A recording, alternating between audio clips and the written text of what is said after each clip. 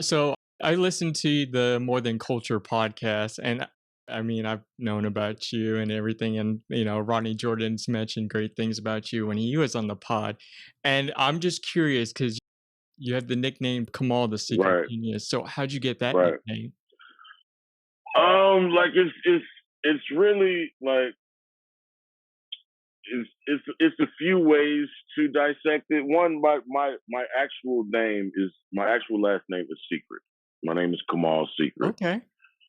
So the secret part is just my name, and because my secret, people think it's such a cool last name. Anytime I've had to choose a username or a screen name, I always play off of that.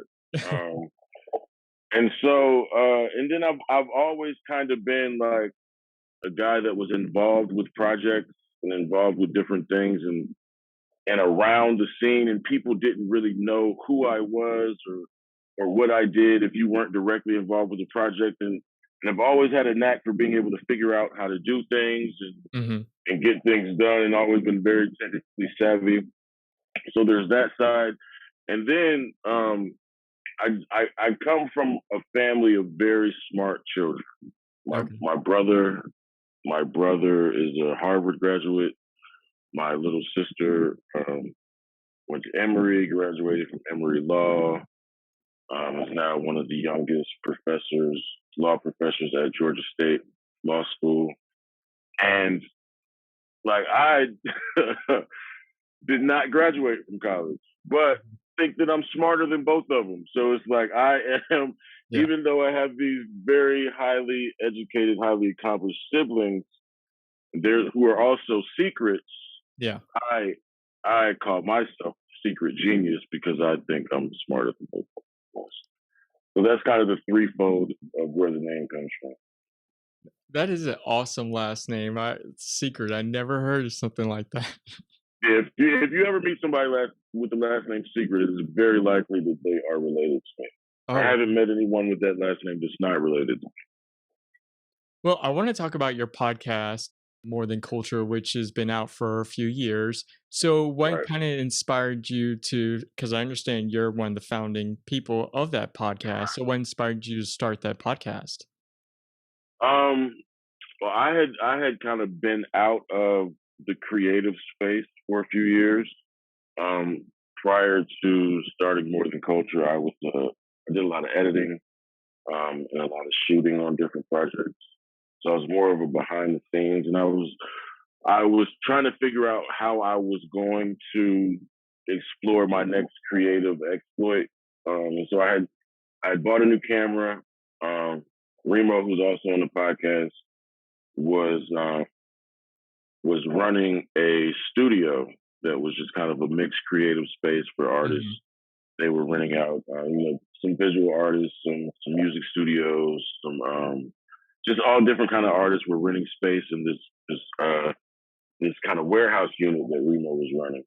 So I started coming over there, and me and Remo have a previous relationship from being a part of Snack Pack, which was an improv comedy group that was making a lot of headway in Atlanta and ended up having to part ways. And so we had always remained connected on that creative level and had some business partnerships in some other areas. And so I started going over there, just trying to be around creative energy, carrying my camera around, snapping photos, and trying to get back into that photographer, videographer space. And then me and Remo just have an amazing relationship, and we would just have conversations every time I would come over Yeah. there, and other people would be there, and they would be amused by just the way that we communicated with each other. So I said to Remo one day, because at that time I was really getting into podcasts. This was like uh, probably early 2016, Okay. um, maybe summer 2016. I just said to him, I was like, man,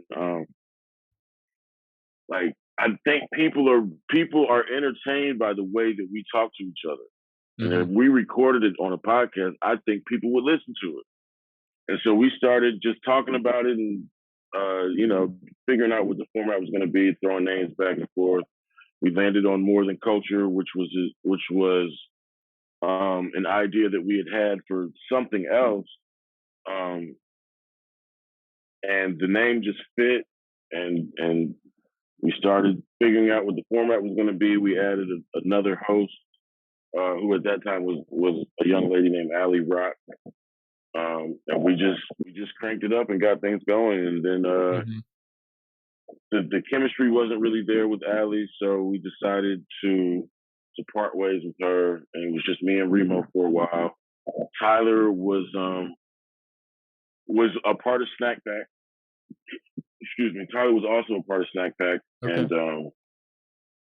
and he was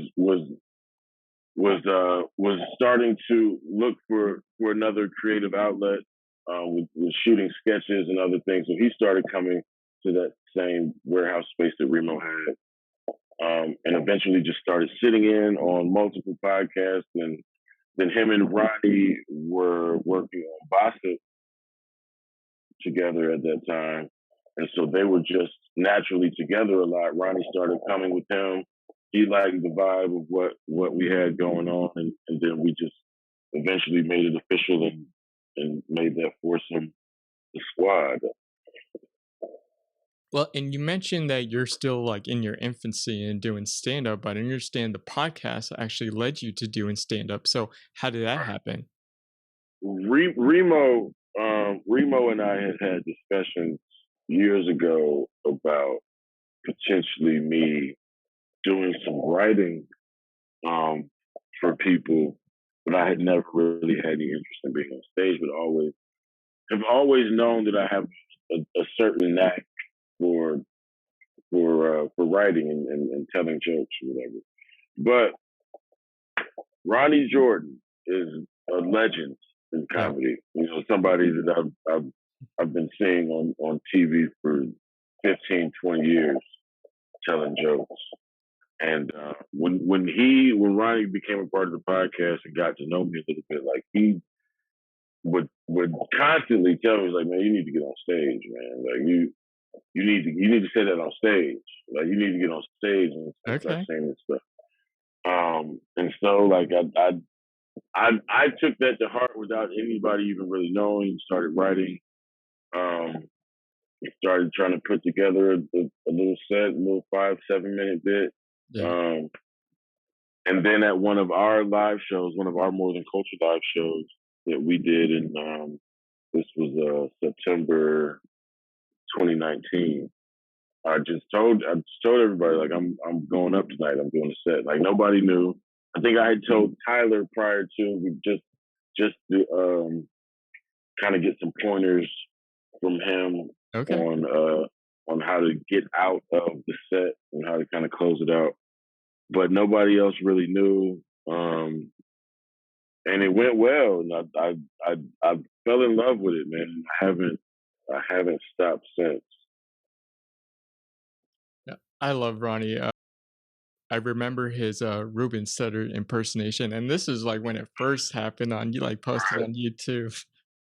Yeah, man. Ronnie is a legend, man. He has hours and hours and hours. I've seen Ronnie do literally probably 6, 7 different hour sets that are Oh wow. completely independent of each other.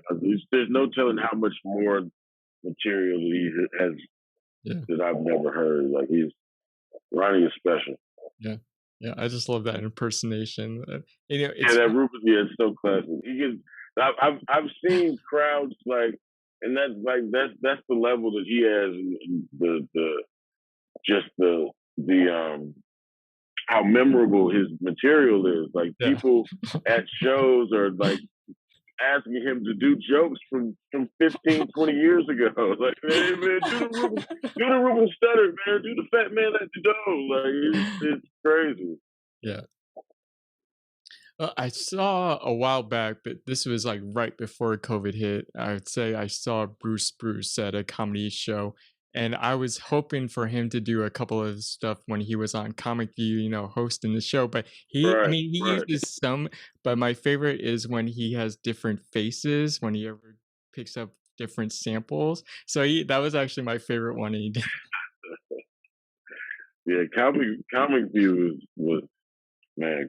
I hate that it's not streaming anywhere. That you Oh, can't hmm. because it was such a classic Oh time in yeah. comedy.